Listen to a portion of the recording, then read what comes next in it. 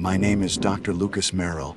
I am a cultural anthropologist affiliated with the University of Virginia, Department of Social Anthropology. In early September of 2022, I was assigned to conduct a 6-month field study in rural West Virginia, focusing on the preservation of oral traditions and communal rituals in regions where industrial decline has led to population loss. The assignment was meant to be routine record local stories, map kinship networks, and document the rhythms of small town life for our archive. The town I was sent to, Ashbrook, barely appeared on any modern map. According to the state census, its population had dropped below 200 a decade ago. A note from the department chair said it was quiet, safe, receptive to visitors. He'd underlined receptive twice. I reached Ashbrook at dusk, after a long drive through winding switchbacks bordered by forests that looked older than the roads themselves. The GPS lost signal somewhere past Elkins, and I followed printed directions, the kind that still say, "Bear left at the red barn." Only the barn was gray now, and the roof sagged inward.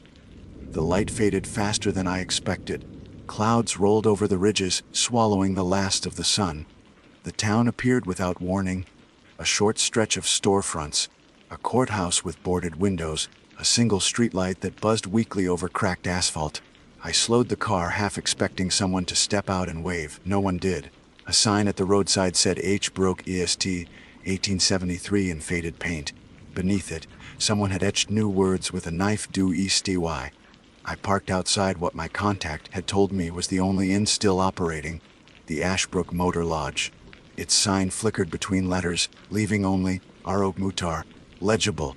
The office door was propped open with a stone, the kind worn smooth by years of creek water. A woman at the counter looked up from a ledger when I entered. Her hair was gray, cut blunt at the jaw, her expression unreadable. She didn't ask for identification, just slid a key across the counter and said, "Room 3. Don't mind the quiet. Folks turn in early." When I asked about cell service, she smiled without showing teeth. "We don't get much of that here." The room smelled faintly of cedar and mothballs. The curtains were heavy, the kind you can't quite tell are clean or just old. Through the window I could see the dark shape of the forest rising behind the motel, dense enough to look like a wall. I set up my recorder and field notebook, wrote down my first impressions. Town appears depopulated. Architecture intact but decaying, locals reserved, possible themes of isolation and cultural preservation. I didn't write about the silence yet. I didn't have the words for it. That night, I walked the single main street. Storefronts still bore hand-painted signs, barber, hardware, groceries, but most windows were dark. Only one shop had its lights on, Dixon's General, where a single man stood behind the counter reading an old newspaper. I introduced myself, explaining that I was a researcher from the university studying Appalachian folklore. He nodded once, slowly, as if measuring each word I spoke. "Not much folklore left," he said. "People stopped telling stories when the mine shut down. No one wants to remember." When I asked what kind of stories they used to tell, he said, "The kind that kept you from walking past the ridge after dark." Then he smiled faintly. "You'll hear 'em soon enough." On my way back to the motel, I noticed something strange about the town's layout. Every street curved slightly toward the same direction, as though they'd been designed to spiral inward. I couldn't see where they converged. The center was hidden by trees. I checked my printed map later. The layout didn't match. The next morning, I met with the town clerk, a thin man named Foster who wore a wool vest despite the heat. His office was inside the old courthouse, where dust hung like mist in the shafts of light from the windows. I explained my research again. Oral traditions, intergenerational customs, local beliefs, and asked if there were residents willing to be interviewed. Foster shuffled through a drawer and pulled out a handwritten list. "Try the Carvers up on Mill Road. They've been here longest. Might still tell the Ridge Tales if you ask polite." When I inquired what Ridge Tales referred to, he hesitated, eyes flicking toward the window. "Stories about the ridge west of town. Best you hear them from the source."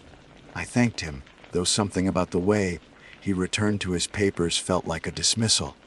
The Carver house sat at the end of a dirt road, that turned into gravel halfway up a slope. I parked by a rusted gate and walked the rest of the way. The air smelled of damp earth and wood smoke. A woman in her 70s met me at the porch. Her name was Mabel Carver, and she seemed unsurprised to see me, though she said no one from the university had been by in years. Inside, the walls were lined with framed photographs. Weddings, church picnics, miners in helmets, faces fading into sepia. She served me coffee in a chip mug and listened patiently as I explained my purpose. When I asked if she knew any local legends or oral traditions, she laughed softly. Legends? No, honey. Warnings, maybe. She told me the ridge west of town used to be off limits after sunset. Her father called it the listening place. Hunters went missing there in the 1950s. Animals avoided it. You could stand on the edge and hear things, she said. Voices under the ground, like the earth was hollow. My father said the mine tunnels ran too deep. Said they woke something up down there. I asked if she thought it was superstition. She stirred her coffee, eyes unfocused. Superstition keeps people alive longer than curiosity does.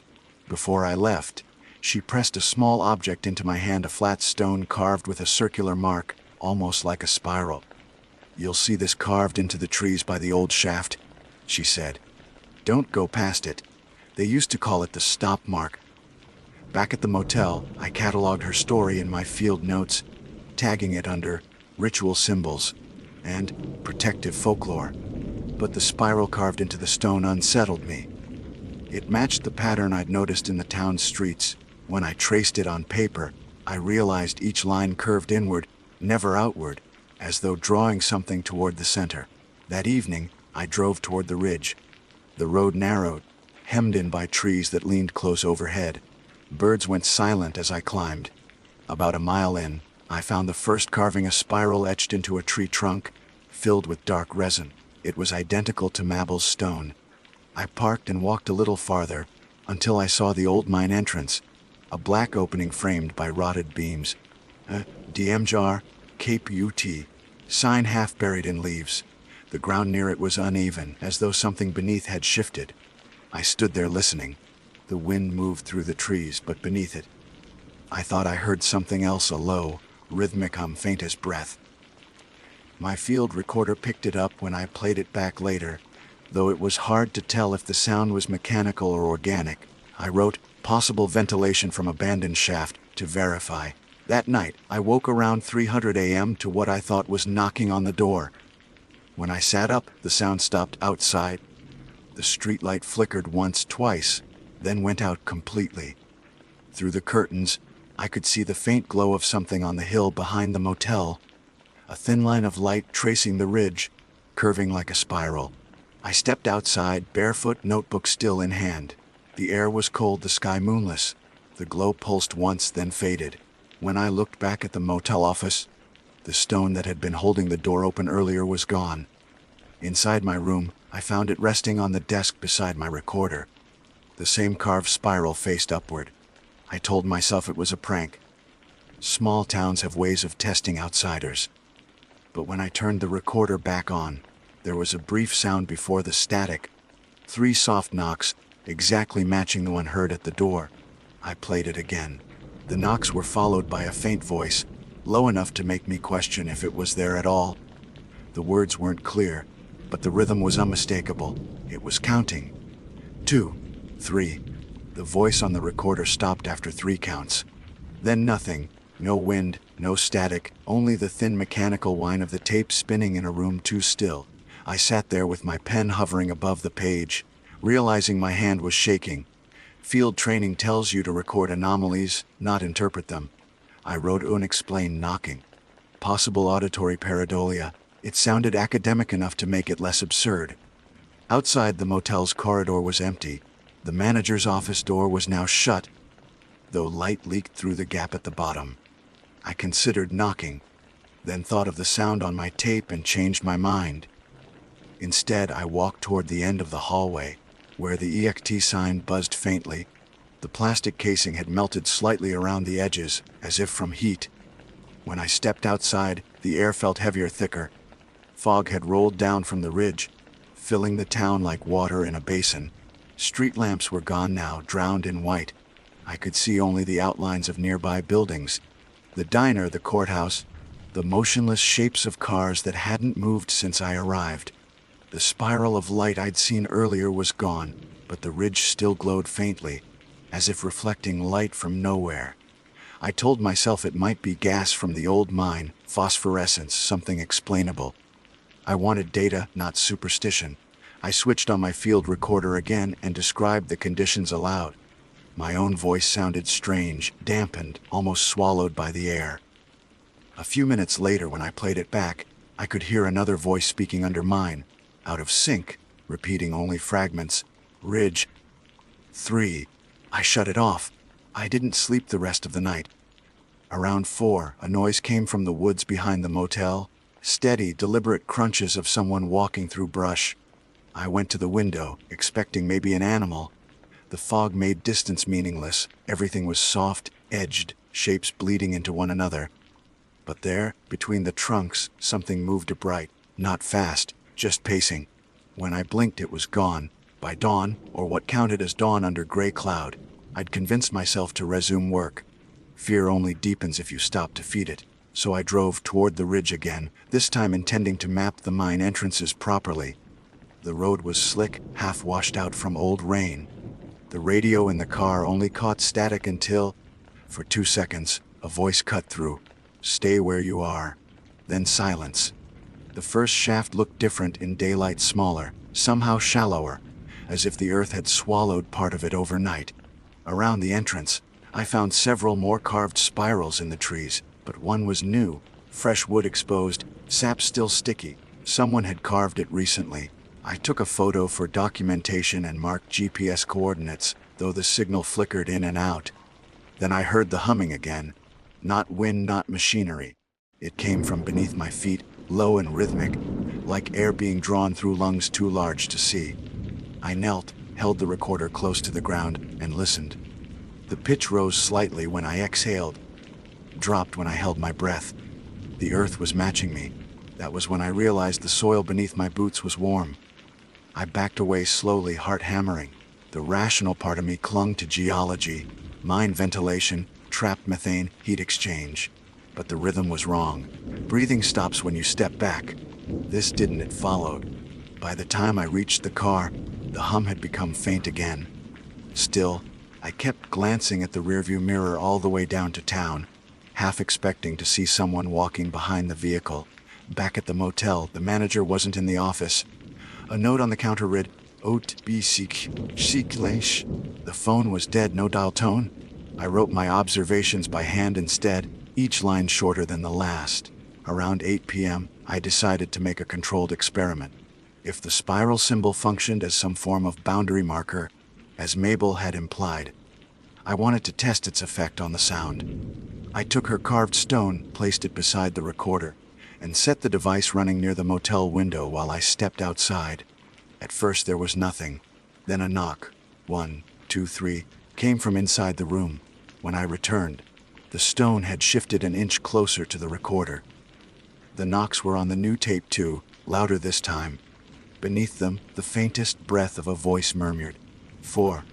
I replayed that section again and again, convinced I'd misheard. But each time, the count continued 1, 2, 3, 4, stopping just as my own footsteps entered the room. I left the recorder running overnight, though I didn't plan to sleep. Around midnight, the motel lights flickered out again. Through the blinds, I could see movement at the far end of the parking lot, a cluster of figures standing still in the fog. 6, maybe 7 people, spaced evenly apart, facing the ridge. I thought maybe there'd been some community event, a vigil, but they didn't move, not even when a car passed on the highway beyond town. When I opened the door to call out, the fog rolled forward like smoke, and the figures were gone. Only footprints remained in the gravel, barefoot, leading toward the woods. I followed a few paces, shining my flashlight along the trail. Every print faced the same direction uphill. None came back down. The hum started again, faint but unmistakable. The beam of my light wavered as though the fog itself bent it. I turned off the light to listen.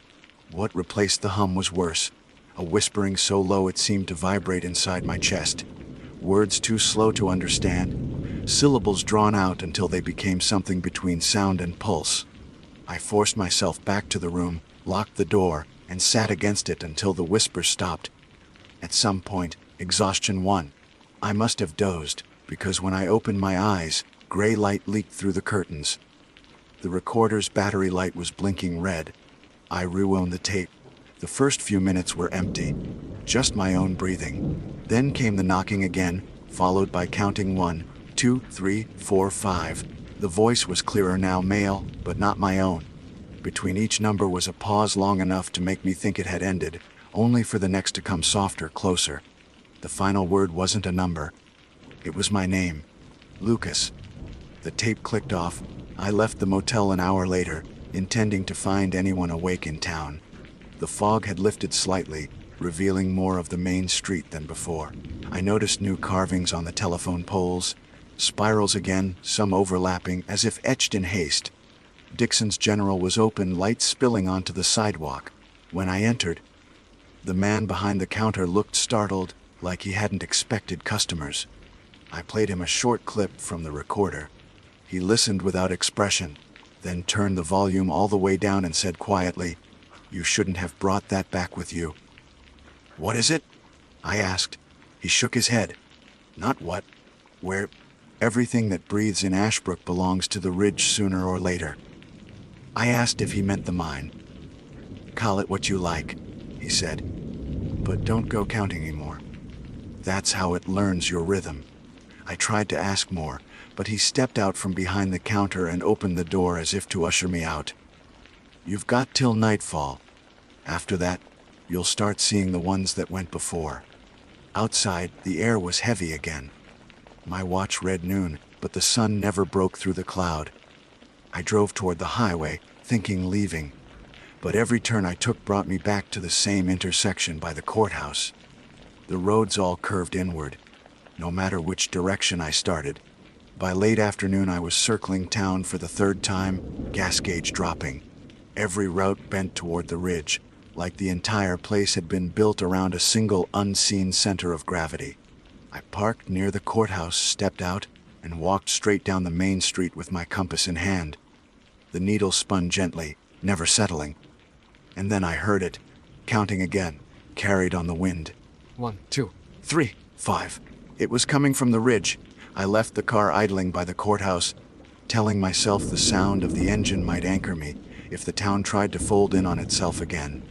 The air smelled of rain that never fell, metallic and still. The ridge loomed behind the last row of houses, its tree line a single dark mass against the low sky. I decided to walk. The road that led west curved past the old schoolhouse and rose steadily toward the forest edge. Every 100 feet or so, I marked my path with orange survey tape. It was habit more than hope, a way to believe I'd know the way back. Fog trailed between the trees like smoke, thinning just enough to show the dirt path that wound upward. The soil was soft, the kind that remembers every step. I kept my recorder on, narrating as I moved: time, elevation, temperature, direction. The data steadied my breathing. Half a mile in, I found more of the carved spirals. Some were faint, weathered by years of rain, others were sharp and new. Their spacing was too consistent to be random, always at shoulder height, facing the trail, like markers left by someone methodical. At the third one, I crouched to inspect the cut depth. The wood inside was fresh, pale, untouched by rot. Whoever made it had been here within days. Branches cracked somewhere uphill. I froze, waiting for a deer to reveal itself. Nothing, only the slow drip of condensation from the canopy. I spoke quietly into the possible animal movement, sounded bipedal uncertain distance. The trail narrowed, hemmed by laurel thickets. My compass needle twitched uselessly, swinging back and forth without pattern. I focused on physical landmarks instead. Bent birch, split rock, the rusted shell of a mine cart half buried in leaves. It had been here decades, wheels sunk deep. When I reached the mouth of the mine again, the daylight was nearly gone. The entrance looked smaller than before, choked by creeping vegetation. The wooden beams leaned inward at odd angles, the Keep Out sign lying face down. I felt a moment of honest hesitation. I crouched, shining my flashlight into the darkness. The beam caught rails disappearing into blackness, water glinting along the floor. Air drifted out, cold mineral with that faint metallic tang of deep stone, and beneath it, faint vibration. Not a hum this time. Machinery. I recognized the rhythm. Ventilation fans. Slow, distant, still operational somewhere below. That explained the warmth in the soil, maybe even the noises. My pulse eased slightly. I crouched closer to the ground, set the recorder down near the entrance, and listened for patterns. The fan cycle lasted about 22 seconds per rotation. I logged it aloud. Then, over the fan noise came something else. A low metallic clang, repeated twice, echoing through the tunnel. It was the sound of someone striking metal with metal. I called out, "Hello. This is Dr. Merrill with the University of Virginia. Is anyone down there?" No reply. Just the delayed echo of my own voice rolling through unseen corridors. I waited another minute, then retrieved the recorder and backed away. The rational part of me knew there were countless explanations. Old equipment, air shifts, rocks settling. But I couldn't shake the impression that the clangs had been deliberate, timed like a signal. As I descended the trail, the fog began to rise again, pale ribbons lifting from the forest floor. By the time I reached the first curve, the road behind me had disappeared into gray. I followed my orange tape markers back toward town. Halfway down, I found one missing. The branch where it should have been was bare, the knot cleanly cut. I stopped to tie a new one and noticed footprints beside the trail. Bare, heel deep in the mud, toes pointing downhill. I counted 7 before they merged into the road. They weren't mine. A branch snapped behind me. I turned sharply, flashlight sweeping the trees. Nothing moved. I told myself it was wind, even though there wasn't any. Back in town, the streets were emptier than before. No cars, no lights. Even the sign outside Dixon's General was dark. My car still idled by the courthouse, engine sputtering softly like it had been running for hours. Inside, the fuel gauge read empty. The clock on the dash blinked 1200 repeatedly as though reset. My phone showed the same time. Midnight had come early. I drove to the motel on fumes. The office was dark, door locked now. My key still worked. The room smelled faintly of damp earth. I checked under the desk lamp for the carved stone. Gone. I replayed the day's recordings. The fan noise from the 9 came through clearly, but the clanging sound had vanished. In its place was a faint breathing pattern, steady, mechanical, in time with my own steps on the tape. It didn't frighten me the way it should have. It just made me tired. Around 2 a.m., someone knocked on the wall between my room and the next, 3 times slow. I called out, "Who's there?" Silence. I knocked back twice to signal awareness. No answer. I left my recorder running again, though this time I placed it facing the wall. 10 minutes later, a soft thud, like a palm pressed flat, came from the other side. When I played it back, the tape caught a muffled voice, female this time, saying, "You shouldn't write it down." The voice could have been the manager's, or a radio bleed, or just distortion. I catalog it neutrally. Possible external interference. But something about the phrasing, "write it down," made me close the notebook for the first time since arriving. At 300, power returned. The light above the desk flickered on by itself. In that brief flare, I saw muddy footprints across the carpet, small, narrow, leading from the door to the bed. My own boots were clean. I followed them outside, half expecting to find the manager there with a mop, some rational joke. Instead, I found only fog curling low over the parking lot. My breath fogged the air.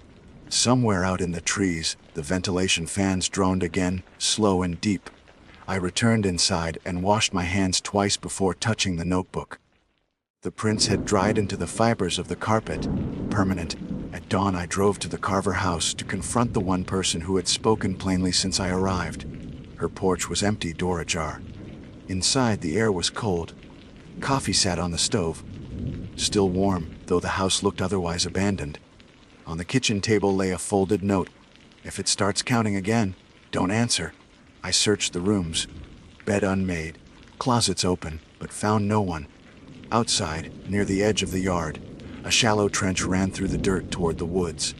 It wasn't deep, but freshly dug. At the end of it lay a small wooden box carved with the same spiral. I hesitated, then opened it.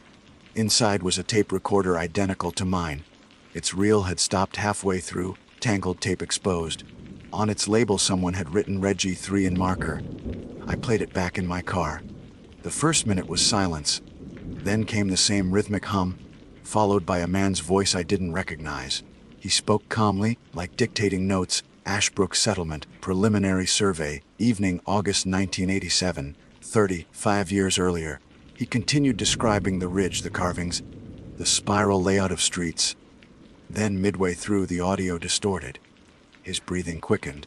Light on ridge sequence repeating if found. Stop recording. The tape ended with 3 knocks. I sat there in the car, staring at the recorder, the fog outside pressing against the windows. Everything I'd documented, spirals, sounds, counting, had happened before. Someone else had stood in the same place, said the same words. I looked at my own recorder on the seat beside me, its red light still blinking. I hadn't stopped it once since midnight. When I pressed rewind, the tape screeched softly. The playback began with my voice from earlier, listing temperature, direction, then, faint under it, the man from 1987 speaking in time with me, word for word, not overlapping, accompanying. It was the same cadence, same breath intervals, like we were both narrating the same walk decades apart. I stopped the tape, ejected it, and placed it in the glove box. Fieldwork protocol said preserve all data, but protocol didn't cover this. By evening, I made one more attempt to leave town. I took the southern road toward the river, the only route I hadn't tried. After 10 minutes, the asphalt gave way to dirt, then gravel, then forest again. The same split rock appeared by the bend, the same bent birch. I'd driven in a circle. I parked, engine running, and stepped out onto the road. The air was warmer here, carrying the low vibration I'd felt before, deep through the soles of my boots. The sound wasn't alive. It was mechanical, trapped air moving through old mines. That, I decided, was the truth. The ridge wasn't haunted. It was collapsing. The ground under Ashbrook was hollow, riddled with tunnels no one had properly sealed. The hum, the heat, even the distorted recordings, all explainable by echo and gas pressure. The people hadn't vanished. They'd left before the land gave way. The town that remained was just memory trying to hold shape. I told myself this aloud, because saying it made it firmer. Back at the motel, the door to my room hung open. Inside, my things were untouched. Only one detail had changed. The carved stone was back on the desk, spiral dark with moisture. Underneath it, a scrap of motel stationery. 2 words penciled in shaky handwriting. It counts. I left the note where it was and sat on the bed, trying to remember when I'd last heard a car pass through town. The silence felt stretched thin, as if one loud noise could tear it. The clock on the nightstand read 20:13 a.m. again, though I was sure hours had passed since the last time it had said that. My phone battery was dead. The recorder still worked. I turned it on, speaking just to prove I could still hear my own voice. Field log, continuing night observations, possible subsidence event, possible mass psychogenic factors. The jargon steadied me, even though I knew it was a wall of words against something I couldn't define. A gust pushed against the door. No wind elsewhere, just that single shove, as if the pressure outside had dropped. The spiral stone trembled on the desk. Then, faintly from the wall, the counting again. 1, 2, 3, 4. I said aloud, stop. It did. That simple obedience terrified me more than if it had continued. I packed everything, camera, notebooks, both recorders, into my duffel and stepped outside. The fog had thickened back into a solid mass, muting even the gravel underfoot. The air was warmer now, moving in slow breaths that made the fog pulse like lungs. I headed for the car. The dashboard clock blinked 2013. Again, the fuel needle had risen slightly, though I hadn't refueled. The lights cut through only a few yards of gray, enough to see the motel office door swing gently, as if someone had just gone inside. I left the engine running and went to look. The room was empty except for the ledger on the counter. It lay open to a page dated September 10, 2022, the day before I arrived. Only one entry, room 3, Merrill. Below it, written in darker pencil, extended stay. No one had signed beneath. I closed the book and stepped back, nearly tripping over something behind me. A wooden crate sat on the floor, same size as the box I'd found at the carver's. Its lid was nailed shut, but faint warmth radiated through the slats. I didn't touch it. The hum from the ridge had deepened, steady now, a background presence like distant machinery. Driving seemed safer than waiting. I turned onto the main street, headlights sliding over the courthouse steps. That's when I saw movement, someone standing at the top of the stairs. A thin silhouette, motionless, hands at their sides. I honked once. No reaction. As the car rolled closer, the figure turned away and walked through the courthouse doors, though I hadn't seen them open. I told myself they must have been left ajar, that the fog had hidden the movement. Still, I killed the engine and followed. Inside, the air was cooler, tasting of limestone and mildew. My flashlight caught the dust hanging like smoke. The doors at the back, leading down to the basement records room, were open. A thin ribbon of light moved across the floor, the same dull orange as the motel sign outside. I descended the stairs. Halfway down, my foot sank through soft wood, a plank rotted to paper. The sound it made echoed far too long, bouncing through empty corridors beneath the building. When it finally died, something else answered, a sharp metallic strike, then another, measured, like a pick hitting stone. I followed it. The corridor ended in a door marked ARA-Shavy. Inside were rows of file cabinets, their drawers rusted open. On one wall hung a geological map of the area, faded but legible. The ridge ran along the western edge, covered in red hatch marks. A hand-drawn spiral circled the entire town. Pinned beneath the map was a set of typed pages, yellow with age: Ashbrook Mining Survey 1987, the same year as the voice on the old tape. The last paragraph was underlined in pencil. Ventilation experiment terminated. Subterranean resonance observed. Recommend full closure of Ridge 3 shaft. Prolonged exposure induces synchronization phenomena in personnel. I didn't know what synchronization phenomena meant, but I could guess. Counting. Breathing. The way sound had begun to mirror me. From somewhere below, another clang. Then footsteps, slow, dragging on stone. I called out, "Is someone there?" Silence. Then, from the stairwell I'd come down, a single reply. My own voice. "Is someone there?" Perfectly timed, same inflection. Echo, I told myself. The mine tunnels ran under this building. The acoustics could bounce sound back delayed. I recorded a brief sample to analyze later, labeling it long echo return. But when I listened back, there was an extra breath between my question and the echo. Someone else exhaling. I left the courthouse quickly, keeping my eyes down. The fog outside had thickened into rain now, though the drops felt warm. I drove without direction until the headlights caught the sign for Mill Road, the way to the Carver property.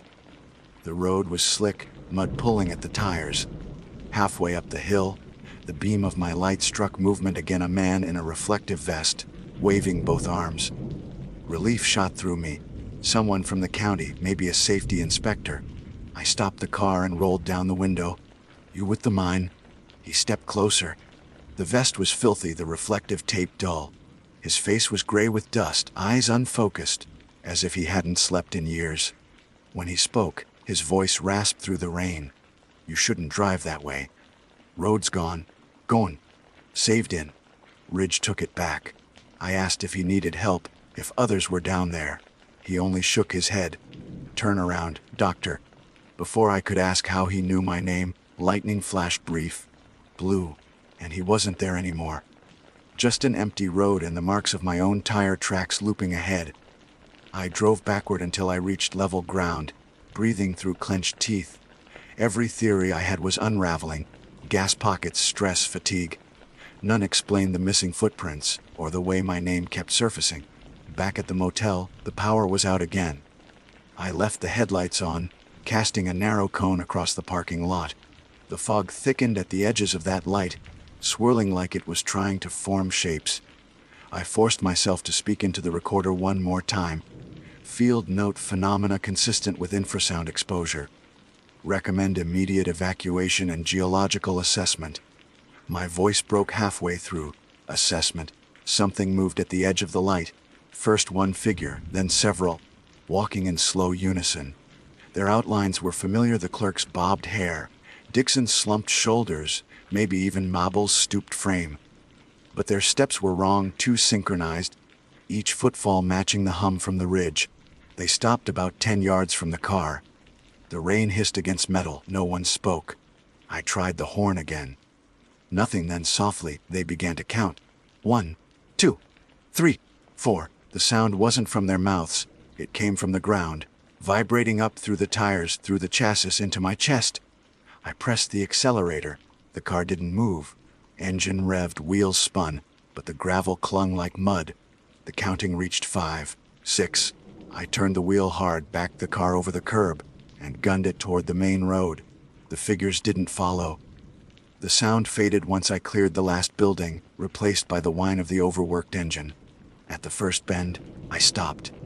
The ridge loomed above the fog, faint orange glow seeping from cracks along its slope, vents releasing trapped gas. I told myself, nothing supernatural, nothing alive. I killed the engine and sat there listening. The glow pulsed once, twice, like breath. I whispered, if this is resonance, it's mechanical. Saying it helped. I repeated it until my voice steadied. When I switched the recorder back on, I caught only silence. Then a soft click, someone pressing stop from the other side of the tape. I stared at the red light until it died. Outside, the fog shifted, revealing a narrow service trail leading higher toward the ridge. It wasn't on any map, but the soil bore tire ruts, fresh ones. Against all reason, I stepped out, left the car lights burning behind me, and started walking up the trail with the dead recorder in my pocket. If I could find the source, the fans, the gas vent, whatever caused the vibration, I could end it. Rational closure, data over fear. The path climbed in tight switchbacks. Every few yards, the hum grew louder, resolving into something almost like a heartbeat. At the final turn, the trees fell away, revealing a fenced platform with industrial piping and a steel hatch built into the ground. A weather-worn sign read G3 VNCCS's Do No Tientar. I crouched beside the hatch. Warm air streamed from the seams. The metal was pulsing faintly under my hand, steady, measured, not random at all. I pressed my palm flat and felt it count. 1, 5, 6. It stopped at 6. Then, softly, a 7th pulse rose from deep below, slower, deliberate, as if waiting for my breath to catch up. I pulled my hand away, stumbled back, and for the first time admitted out loud what I'd been avoiding. This wasn't a ghost story, and it wasn't geology either. It was feedback. Sound trapped in a system with no escape, echoing until it built its own rhythm. The ridge was breathing because we'd taught it how.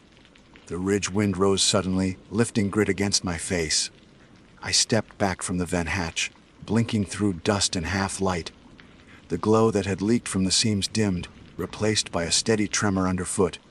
It wasn't violent, just insistent, like a generator idling too close to the skin. I spoke into the recorder out of habit, even though the red light stayed dead.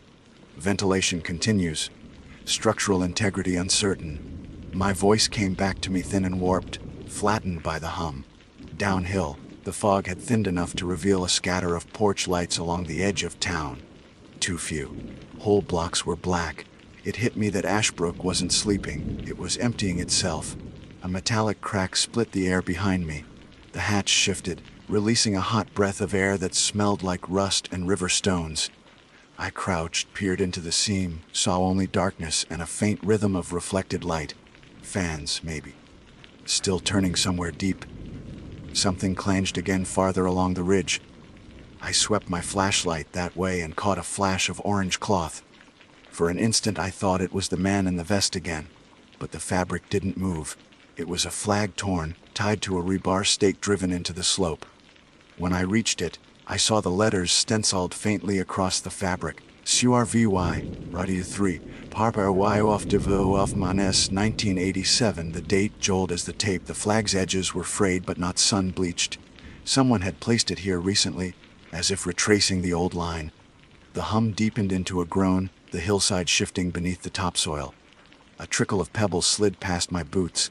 I stumbled backward, staring at the ground. Cracks webbed outward from the vent platform, faintly steaming. It wasn't supernatural, it was collapse. The mines below were caving in. I moved fast along the ridge, scanning for a clear route down. The trail I'd climbed was gone, swallowed by fog thick as plaster. My compass needle jittered again, then froze, pointing directly toward town. The hum steadied every few seconds. A pulse rolled through the rock, vibrating the ground in a pattern too even to be random. I timed it with my breath and realized it was the same rhythm I'd felt against the hatch. The ridge was sensing with me again. I forced myself to break stride, altering pace, counting out loud 1, 2, 3. My steps landed off beat. The ground's vibration hesitated a fraction of a second before correcting. Echo and feedback, I told myself. Sound waves, not intent. Still, I couldn't shake the sense of something listening from below, adjusting itself. A faint light moved through the fog downslope. Not a porch bulb. More directional, steady, sweeping side to side.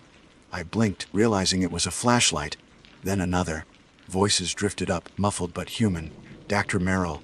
For the first time in hours, hope flared sharp enough to hurt. I shouted back. Up here. The beams wobbled, converged, began climbing toward me. 2, maybe 3 figures, all wearing high visibility jackets with reflective bands. Rescue, maybe. County workers responding to a subsidence report. I waited near the vent, waving my own light. The first figure broke through the fog. Broad-shouldered, helmet lamp throwing harsh white. Stay back from the vent, he called. Rounds unstable. I obeyed, grateful for instruction. As he approached, I caught the seal on his jacket. The SVR Journal of Miniatures of Viewant, but the fabric was wrong. Older style, faded like the flag's stencil. Did you get my transmission? I asked. The ridge is active again. These fans are running. They need to be shut down. He studied me through his visor. Transmission. I've been recording, I said. Documenting structural activity. Possible resonance phenomena. The man turned slightly toward the others, who'd stopped a few yards behind him. Their lamps shone low, beams pointed toward the ground, faces hidden. You're with the university? He asked. Yes. Lucas Merrill. He nodded once, slowly, as if confirming something. Laga the doctor. Merrill here before. When? He raised his headlamp enough for me to see his eyes. Gray, dust-rimmed, utterly blank. 87. I stepped back instinctively, tripping over a rock. That's not possible. He tilted his helmet, expression unreadable. Everything repeats out here. Sound light, people. Ridge remembers what it's given. Before I could answer, a sharp crack split the night. The ground beneath the vent buckled, the metal plate slamming downward with a burst of heat. The men barely flinched. Time to clear, the first said, but his voice had thinned, distant, as though coming through a radio. Collapse protocol. We'll take it from here. They turned toward the slope without looking back. Their flashlights cut pale tunnels through the fog, then vanished one by one. I ran after them shouting, but the only reply was the echo of my own footsteps. When I reached the spot where they'd been, the mud was smooth, no prints, no light, just the hum steady and patient. I sat down on a boulder, forcing breath through tight lungs. Adrenaline blurred time. When I checked my watch, it was still 2013. The minute hand hadn't moved. Maybe it was broken, maybe everything was. I needed data, something tangible. I switched the recorder back on, though the indicator still glowed dead. Personal note, I said quietly. Possible auditory contamination from gas exposure. Witnessed individuals in mining gear consistent with archival photographs from the 1980s. Probable hallucination induced by low oxygen. Label it. Contain it. That's what field notes are for. A rumble built under the ridge, deeper this time. I turned toward the town, half expecting to see lights, people, any sign of normal life. The valley was dark except for one moving point, the motel sign flickering weakly. Then the hum changed pitch. It became faster, matching my heartbeat. I tried holding my breath to break the rhythm. The vibration hesitated, then fell back into sync as soon as I exhaled. It wasn't in my head.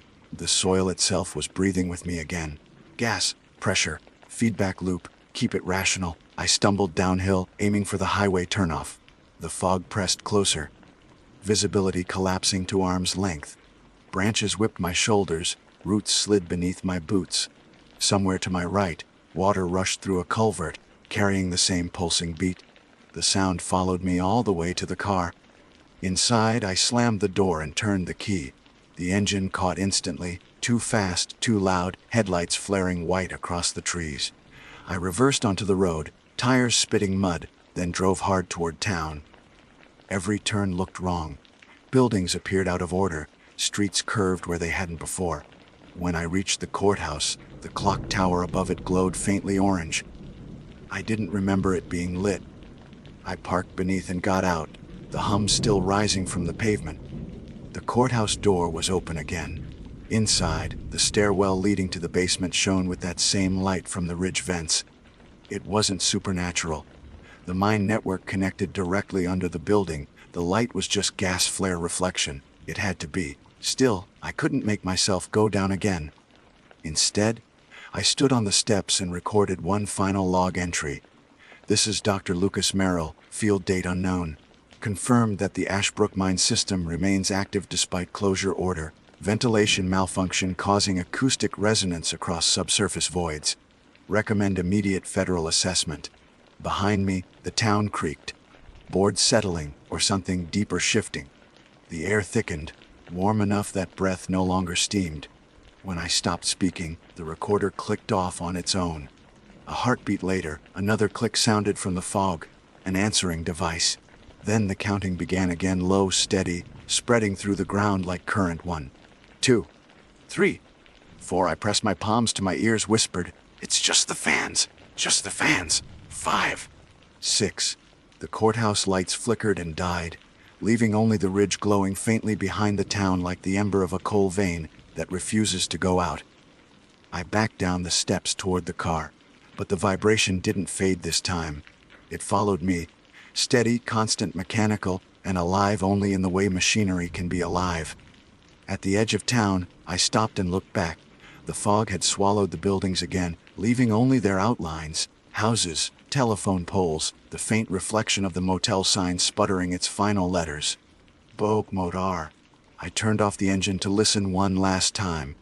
The hum filled the silence, softer now, content almost syncing perfectly with the beat of my pulse. I told myself it was just resonance. I told myself I could still leave when daylight came.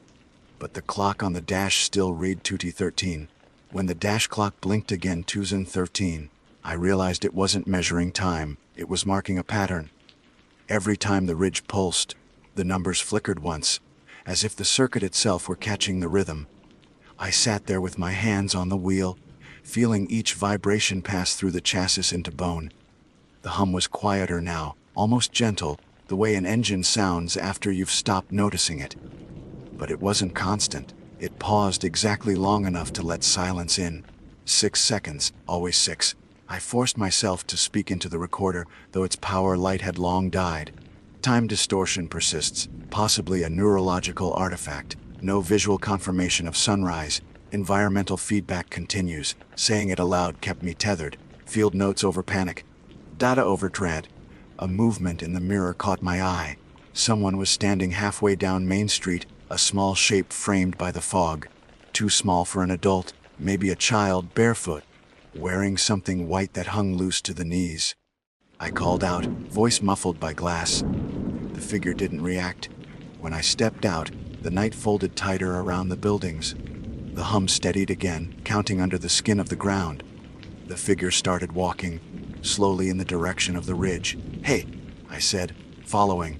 My voice sounded swallowed, as if the fog had weight. The child didn't look back.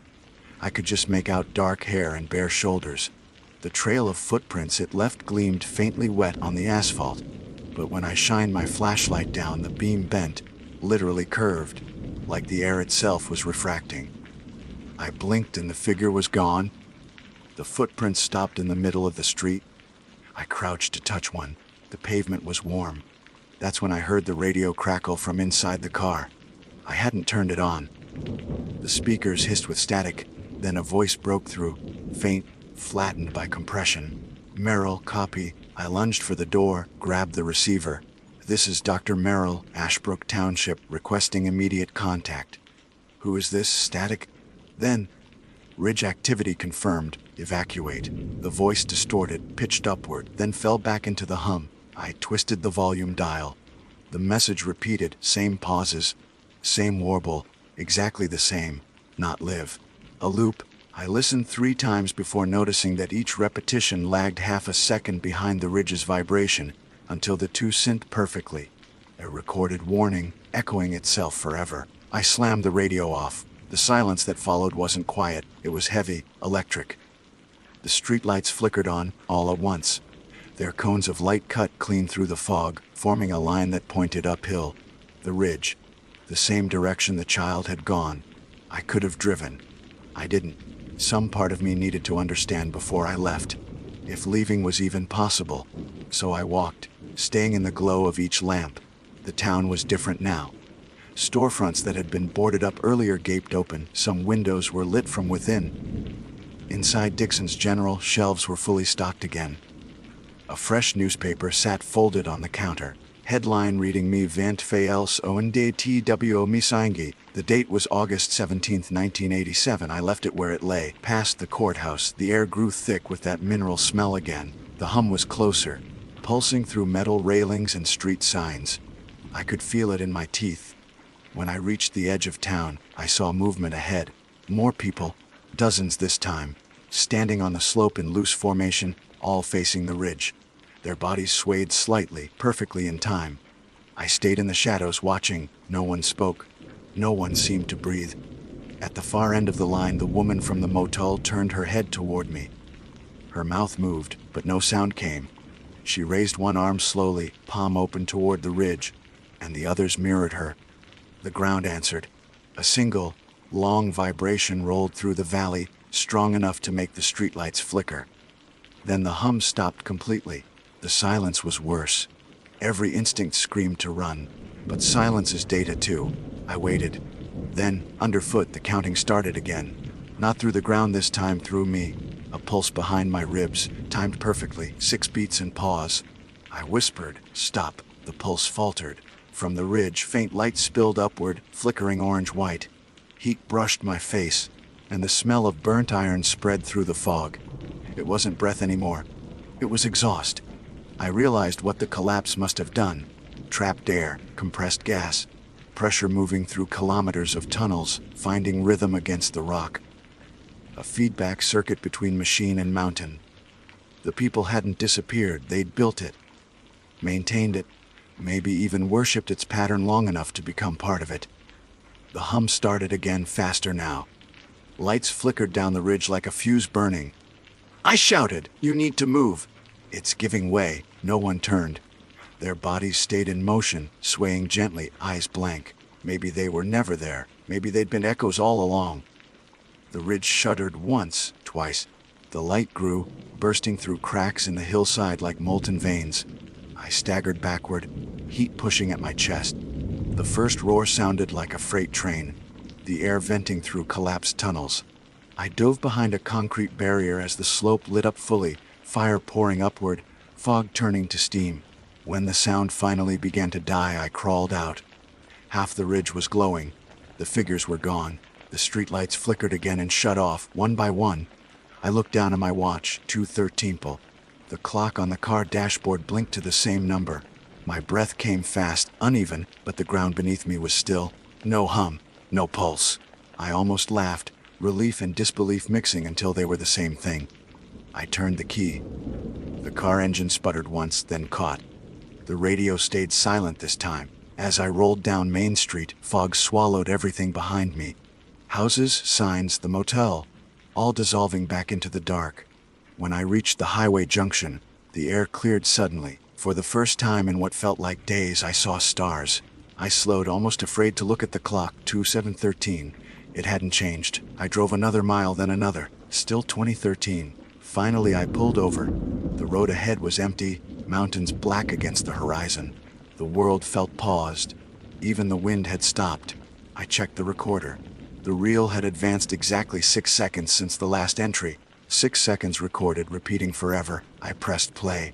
My own voice filled the car. Time distortion persists. Possibly a neurological artifact. Then silence. Then again, time distortion persists. The loop reset. I hit eject. The tape refused to come out. The button jammed beneath my thumb. In the rearview mirror, the fog behind me began to glow orange again. I whispered, "Just the gas, just the fans." The air trembled. The ground vibrated once, twice, then steadied back into that same 6-beat rhythm. When I looked at the dashboard again, the digits flickered, not 2013 but 2014, for half a second. Then they snapped back. That half second was enough to make me weep. Proof that time hadn't frozen, only stuttered. Maybe I could break the pattern by staying awake long enough, by keeping data alive.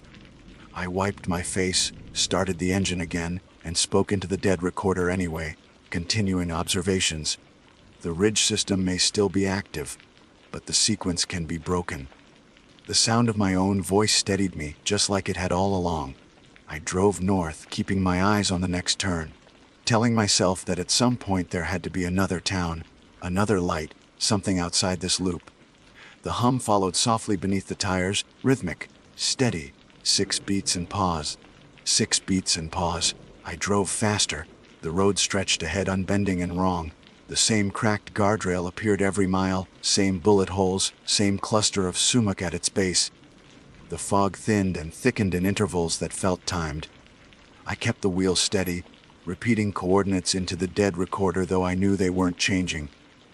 At some point, the engine began to hum in perfect sync with the ridge. I tried to shift gears to throw the rhythm off. It corrected itself instantly, 2013.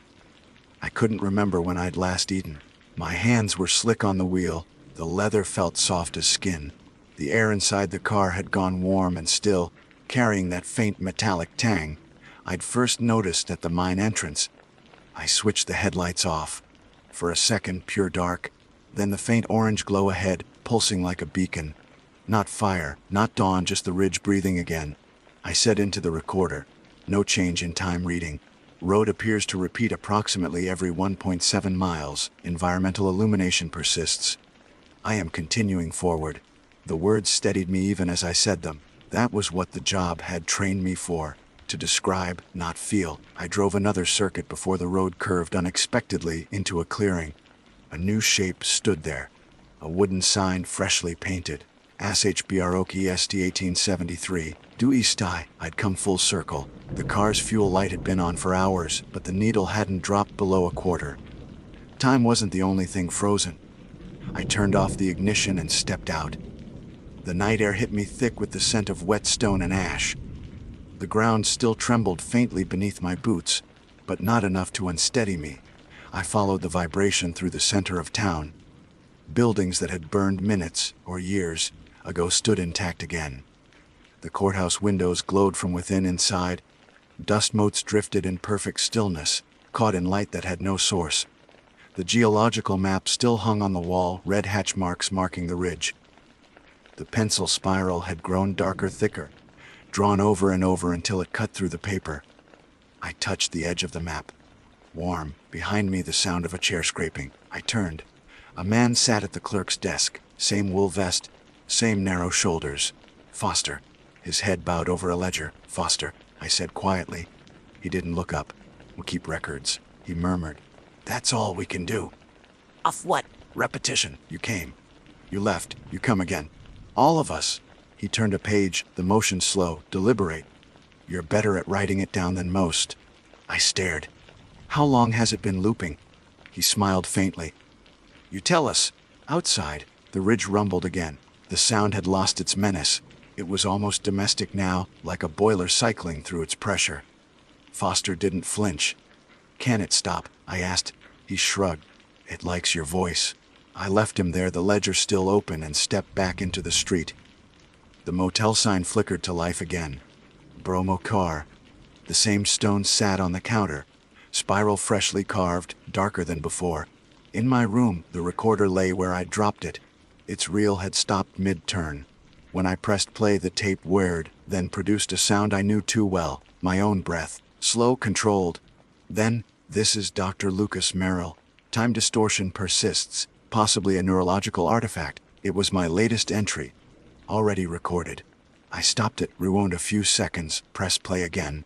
The same words, but older, fainter, with the tape's magnetic hiss between syllables. Another version of me, another night.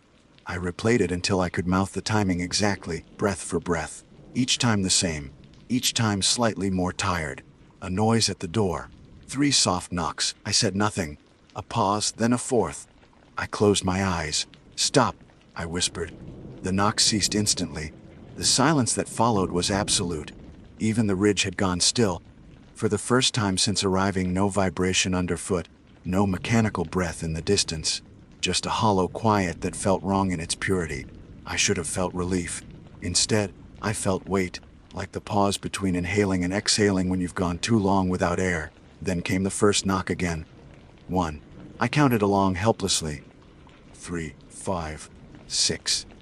It ended there, as always. My reflection in the motel window flickered with each heartbeat. The glass caught something behind me, a faint orange glow from the ridge, crawling back into life. The clock on the nightstand blinked once, then froze at 2013. I spoke into the recorder even though it wasn't running. Observation. Termination of sound loop causes reset within approximately 60 seconds.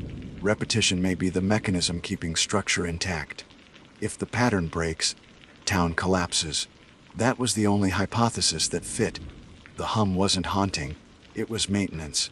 The ridge's feedback kept everything from disintegrating, including me. I tried to imagine silence permanent. Ashbrook would sink. The tunnels, the town, the people caught in it, all swallowed. The rhythm was what kept form. So I set the recorder down, hit the record button, and began again. This is Dr. Lucas Merrill. Time distortion persists. Possibly a neurological artifact. I paused the same 6 seconds as before, then repeated the next line. Environmental feedback continues. I could feel the ridge answering, faint vibration through the floorboards. I kept talking, looping each phrase until the hum matched my cadence. When I finally stopped, the ground pulsed once in approval. The power flickered back on. The lights outside steadied. Somewhere beyond the hills, the mine fans turned, finding rhythm. I sat at the desk and opened my notebook. The first page was already filled, in my own handwriting but faded, as if written years ago. We stay, I wrote it again beneath outside. The motel sign buzzed its dull orange. The sound joined the hum, sensing perfectly. At 2013, the recorder clicked off. Then, a second later, it clicked back on. My own voice began to play, same words, same tone. The ridge vibrated in time. I closed the notebook, lay back on the bed, and listened. There was no fear anymore, only the small comfort of routine, the scientist's solace in repetition. On the next loop, maybe I'd notice something new. Maybe I'd write it down differently. Maybe that would matter. Until then, the rhythm held. The ridge breathed, and Ashbrook stayed.